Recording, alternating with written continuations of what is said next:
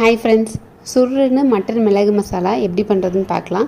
இதுக்கு ஒரு கடாயில் வரமல்லி 2 டீஸ்பூன், சீரகம் 1 டீஸ்பூன், மிளகு 2 டீஸ்பூன், சோம்பு 1 டீஸ்பூன், 2 பட்டை, 2 ஏலக்காய், 1 கிராம்பு, கருவேப்பிலை இதெல்லாம் சேர்த்து நல்லா ட்ரை ரோஸ்ட் பண்ணிவிட்டு ஒரு மிக்சர் ஜாரில் ஆட் பண்ணி நல்லா பவுடர் பண்ணிக்கோங்க.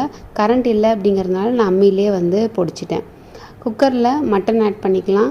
மஞ்சத்தூள், உப்பு, இஞ்சி பூண்டு பேஸ்ட்டு, நம்ம பொடி பண்ணி வச்சுருக்கிற பொடி 3 டேபிள் ஸ்பூன் ஆட் பண்ணி நல்லா வேக வச்சு எடுத்துடலாம். நான் 5 விசில் வேக விட்டு எடுத்திருக்கேன். ஒரு கடாயில் நெய், எண்ணெய் ரெண்டுமே சேர்த்து பிரியாணி இலை, அன்னாச்சி பூ, மராட்டி முக்கு இதெல்லாம் சேர்த்திட்டு சின்ன வெங்காயம் பொடியாக கட் பண்ணி வச்சுருக்கிறது அதையும் சேர்த்து வணக்கிட்டு தக்காளி, கருவேப்பிலை, காரத்துக்கு பச்சை மிளகாய் இந்த ஸ்டேஜில் ஆட் பண்ணி வணக்கிட்டு மட்டன் வேக வச்சுருக்கிற தண்ணியை மட்டும் ஆட் பண்ணி அது கொதி வந்ததுக்கப்புறம் மட்டன் சேர்த்து கொதிக்க விட்டோன்னா சூப்பரான சுருன்னு மட்டன் மிளகு மசாலா ரெடி.